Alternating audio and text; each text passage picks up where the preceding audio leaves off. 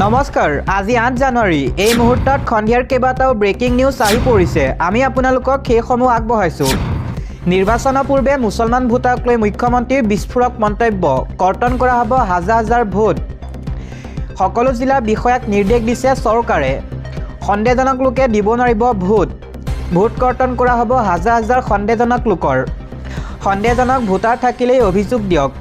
বিৰোধীৰ হাত দাঙি দিছে ফিল্ডত নাই বিৰোধী এইদৰে এতিয়া মন্তব্য কৰিছে মুখ্যমন্ত্ৰী হিমন্ত বিশ্ব শৰ্মাই মন্তব্য কৰি কয় মিয়াৰ দুৰ্ভাগ্য কংগ্ৰেছক ভোট দি একো লাভ নাই উচ্ছেদো খাব লাগে কংগ্ৰেছক ভোটো দিব লাগে লোকপ্ৰিয়লে অসমলৈ দুৰ্ভাগ্য আনিব মুছলমানৰ সংখ্যা 40% স্পৰ্শ কৰিব ইয়াৰ পাছৰ খবৰ প্ৰচণ্ড শীতৰ মাজতে উচ্ছেদৰ হুংকাৰ মুখ্যমন্ত্ৰী হিমন্ত বিশ্ব শৰ্মাৰ বৰপেটা গোৱালপাৰাত আকৌ হ'ব বৃহৎ উচ্ছেদ এইবাৰ দৰঙতো চলিব বেদখলকাৰীৰ বিৰুদ্ধে উচ্ছেদ অভিযান 20 লাখ বিঘা মাটি ৰাজ্যজুৰি বেদখলকাৰী কবলত তাৰে 1.5 লাখ বিঘা মাটিতহে উচ্ছেদ হৈছে আজিও তেজপুৰ শোণিতপুৰত চলিছে উচ্ছেদ অভিযান বাইহাটা তেজপুৰ সংযোগী ৰাষ্ট্ৰীয় ঘাইপথতো হ'ব উচ্ছেদ চাইলেণ্ডযুক্ত ঘাইপথ নিৰ্মাণৰ লগে লগে আঁতৰিব লাগিব বেদখলকাৰীক মাটি আবণ্টন দিয়াৰ কোনো ব্যৱস্থা নাই ভাৰতীয় নাগৰিকত্ব প্ৰমাণ হ'লেহে চিন্তা চৰ্চা কৰা হ'ব এই ঘোষণা কৰিছে মুখ্যমন্ত্ৰী হিমন্ত বিশ্ব শৰ্মাই দিব লৈছো আন এটা খবৰ এবাৰ জিএছটি ফাঁকি দি বিপদত পৰিছে নামী দামী ঠিকাদাৰ চিৰাঙৰ ইউনিভাৰ্চেল ষ্টুডিঅ' মলত অভিযান জিএছটি দলৰ অভিযানত ধৰা পৰিল ঠিকাদাৰ অচিন্ত নাৰ্জাৰী জিএছটি দলৰ অভিযানত 1,70 লাখ টকা জৰিমনা বিহা হৈছে অচিন্ত নাৰ্জাৰীলৈ কাৰণ দৰ্শাৰো জাননী প্ৰেৰণ কৰিছে জিএছটি দলে বান্ধি দিয়া হ'ল নিৰ্দিষ্ট সময় দিব লৈছো আন এটা খবৰ ভোটাৰ তালিকাৰ পৰা মুছলমানৰ নাম কৰ্তনৰ ষড়যন্ত্ৰ বিজেপিৰ 10,000 মুছলমানৰ নাম কৰ্তনৰ ষড়যন্ত্ৰ ৰচিছে বিজেপিয়ে অধিক ইছলাম ধৰ্মাৱলম্বী লোক থকা সমষ্টিত কৰ্তন কৰা হ'ব নাম ভোটাৰ তালিকাৰ পৰা মুছলমানৰ নাম কৰ্তনৰ এই ষড়যন্ত্ৰ চৰকাৰৰ সংশোধিত ভোটাৰ তালিকাক লৈ চৰকাৰৰ বিৰুদ্ধে এইদৰে সৰব লুৰিণজ্যোতি গগৈয়ে মন্তব্য কৰি কয় বিজেপিয়ে অসমতো বিহাৰৰ দৰে ভয়ংকৰ ষড়যন্ত্ৰ ৰচনা কৰিছে ভৱিষ্যত নিৰ্ণয় কৰিব পৰা মুছলমান বহু ভোটাৰৰ নাম কৰ্তন কৰিছে ভোটাৰ তালিকা সন্দৰ্ভত এজেপিৰ সভাপতি লুৰিণজ্যোতি গগৈ ক্ষোভ বহিঃৰাজ্যৰ পৰা ভোটাৰ আনি নিৰ্বাচন অনুষ্ঠিত কৰিব বিচাৰিছে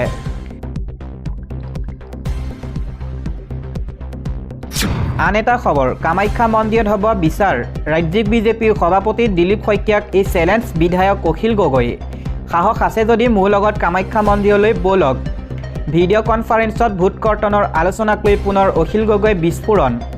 কামাখ্যা মন্দিৰলৈ গৈ দিলীপ শইকীয়াই কওক মোৰ কথা মিছা বুলি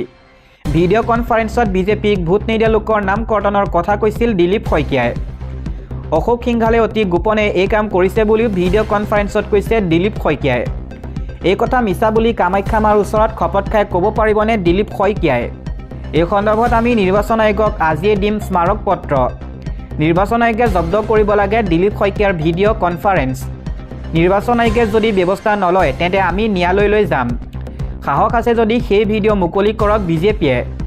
SIRত বাদ পৰিল 2.89 কোটি ভোটাৰৰ নাম দেশৰ ভিতৰতে এই সংখ্যা অধিক সৰ্বাধিক উত্তৰ প্ৰদেশত নিৰ্বাচন আয়োগৰ SIR প্ৰক্ৰিয়াত 2.89 কোটি ভোটাৰৰ নাম কৰ্তন কৰা হৈছে এই সংখ্যা ৰাজ্যখনৰ মুঠ 18.70% ভোটাৰ তালিকাৰ পৰা নাম কৰ্তনৰ ক্ষেত্ৰত উত্তৰ প্ৰদেশ দেশৰ ভিতৰতে শীৰ্ষত আছে পূৰ্বৰ তালিকাত আছিল 15.44 কোটি ভোটাৰ এতিয়া খচৰা তালিকাত 12.55 কোটি ভোটাৰৰ নাম অন্তৰ্ভুক্ত এই খচৰা ভোটাৰ তালিকাত ৰাজ্যখনৰ 75খন জিলা 403টা বিধানসভা সমষ্টি সামৰি লোৱা হৈছে নিৰ্বাচনী বিষয়ৰ তথ্য প্ৰকাশ মৃত্যু 46.23 লাখ ভোটাৰ 2.99% স্থায়ী প্ৰব্ৰজন বা অনুপস্থিতি 2.57 কোটি ভোটাৰ 14.06% একাধিক পঞ্জীয়ন 25.47 লাখ ভোটাৰ 1.65% 6 জানুৱাৰীৰ পৰা 6 ফেব্ৰুৱাৰীলৈ এমাহৰ বাবে আপত্তি আৰু দাবী দাখিলৰ সময়সীমা ভোটাৰসকলে নিজৰ নাম অন্তৰ্ভুক্তিকৰণ সংশোধন বা যিকোনো আপত্তি উত্থাপন কৰিব পাৰিব নিৰ্বাচন আয়োগে ঘৰে ঘৰে গৈ কৰিছিল ভোটাৰ গণনা দিব লৈছো আন এটা খবৰ অখিল গগৈ অভিযোগৰ নয়া পইচাৰো দাম নাই এই মন্তব্য কৰিছে দিলীপ শইকীয়াই অখিল গগৈক বৈঠকৰ স্ক্ৰীনশ্বট যোগান ধৰিছিল শিৱসাগৰ ডিমৌ হৰ্ষ উৰ্ফে বিনোদ কোঁৱৰ নামৰ এজন যুৱকে এই তথ্য সদৰি কৰি ৰাজ্যিক বিজেপিৰ সভাপতি দিলীপ শইকীয়া বিজেপিৰ সভাপতি দিলীপ শইকীয়াই 60টা বিধানসভা সমষ্টিত 10,000কৈ বিজেপি বিৰোধী ভোটাৰ নাম ভোটাৰ তালিকাৰ পৰা কৰ্তন কৰিবলৈ নিৰ্দেশ দি মন্ত্ৰী অশোক সিংহলক দায়িত্ব অৰ্পণ কৰিছে। ৰাজ্য দলৰ সভাপতি তথা বিৰোধী বিধায়ক অখিল গগৈ এই বিস্ফোৰক অভিযোগে ৰাজ্যৰ ৰাজনীতিত তোলপাৰ লগাইছে। অৱশ্যে এই অভিযোগক মুঠেই গুৰুত্ব দিব খোজা নাই বিজেপি আৰু বিজেপিৰ ৰাজ্যিক সভাপতি দিলীপ শইকীয়াই। দিলীপ শইকীয়াৰ মন্তব্য, 5 পইচাৰো মূল্য নাই অখিল গগৈ অভিযোগৰ। সোমবাৰে অখিল গগৈয়ে উত্থাপন কৰা অভিযোগৰ খণ্ডন কৰাৰ পিছত মঙলবাৰে বিজেপি সভাপতিগৰাকীয়ে অখিলৰ অভিযোগক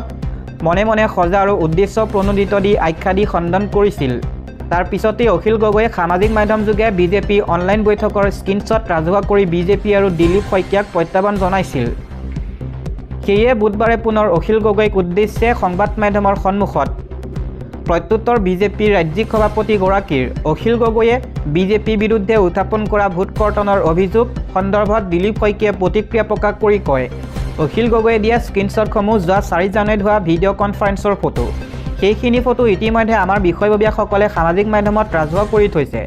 অখিল গগৈয়ে দিয়াৰ তথ্য 5 পইচাৰো দাম নাই। নলবাৰীৰ ফালে আমি 5 নয়া পইচা বুলি কওঁ। বিজেপিৰ বিৰুদ্ধে অখিল গগৈয়ে এই বিস্ফোৰক অভিযোগৰ পিছত স্বাভাৱিকতে প্ৰশ্ন হয় যে বিজেপিৰ কোনে অখিল গগৈক দিলে দলীয় বৈঠকৰ গোপন তথ্য আৰু স্ক্ৰীনশ্বট। এই কথাৰো ভেদ ভাঙিলে দিলীপ শইকীয়াই। অখিল গগৈক কোনে স্ক্ৰীনশ্বট দিলে সেই কথা গুৱাহাটীত বিজেপিৰ মুখ্য কাৰ্যালয়ত বুধবাৰে সদৰি কৰিলে দিলীপ শইকীয়াই। দিলীপ শইকীয়াই সদৰি কৰে যে অখিল গগৈক বৈঠকৰ স্ক্ৰীনশ্বট যোগান ধৰিছিল শিৱসাগৰত ডিমৌৰ হৰ্ষ উৰ্ফে বিনোদ কোঁৱৰ নামৰ এজন যুৱকে। ডিমৌ সমষ্টিৰ BLO 1 বিনোদ কোঁৱৰ। অখিল গগৈৰ সৈতে থকা ঘনিষ্ঠতাৰ বাবে বৈঠকত ভাগ লোৱা স্ক্ৰীনশ্বটসমূহ অখিল গগৈক দিব পাৰে বুলি মন্তব্য কৰিছে দিলীপ শইকীয়াই। লগতে অখিল গগৈয়ে অসম ৰাইজক বিভ্ৰান্ত কৰা অভিযোগ তুলি অসম বিজেপিৰ সভাপতি দিলীপ শইকীয়াৰ মন্তব্য, ৰাইজক পুনৰ বুৰ্বক সজাব খুজিছে অখিল গগৈয়ে। অভিযোগ সত্য প্ৰমাণ কৰিবলৈ অখিল গগৈৰ সাহস নাই। 4 জানুৱাৰী ভিডিঅ' কনফাৰেন্সৰ স্ক্ৰীনশ্বট দি আচলতে অখিল গগৈ কি ক'ব বিচাৰিছে সেয়া ঠিক কৰি লওক। লগতে শইকীয়াই উল্লেখ কৰে যে অখিল গগৈয়ে দিয়া স্ক্ৰীনশ্বটত একো নাই। তাৰ পূৰ্বেই বিজেপিৰ কৰ্মকৰ্তাই সামাজিক মাধ্যমত 4 জানুৱাৰী অনলাইন বৈঠকখনৰ স্ক্ৰীনশ্বট শ্বেয়াৰ কৰিছিল। কেৱল সংখ্যালঘুক তুষ্টিকৰণৰ বাবেই এই অভিযোগ অনা বুলি অখিল গগৈক প্ৰত্যুত্তৰ দিলীপ শইকীয়াৰ। সাংবাদিকৰ প্ৰশ্ন, ৰাজ্যিক বিজেপিৰ সভাপতি দিলীপ শইকীয়াৰ মন্তব্য, তিনি গগৈ চিন্তা চৰ্চা অসমৰ কাৰণে বহুত ভয়ংকৰ। তিনি গগৈৰ পৰা অসমৰ জনতাক সাৱধান হোৱাটো উচিত। অখিল গগৈয়ে ভাবিছে তেওঁৰ ওচৰতো ফটো আছে। অখিলতকৈ আগতে আমাৰ কাৰ্যকৰ্তাই ফটো আপলোড দিছিল। আনহাতে অখিল গগৈ উত্থাপন কৰা বিষয়টোত বিৰোধীয়ে বিভিন্ন ধৰণে মন্তব্য প্ৰকাশ কৰাক লৈ দিলীপ শইকীয়াৰ মন্তব্য যে বিৰোধী নিজৰ মন্তব্যৰে মিল নাই। দিলীপ শইকীয়াই এইদৰে কয়, অখিল গগৈ লুইনজ্যোতি গগৈৰ নাম কৰ্তনৰ অভিযোগ তুলি দিয়া পৰিসংখ্যা একেই নহয়। এজনে কয় 60,000, আনজনে কয় 31,000।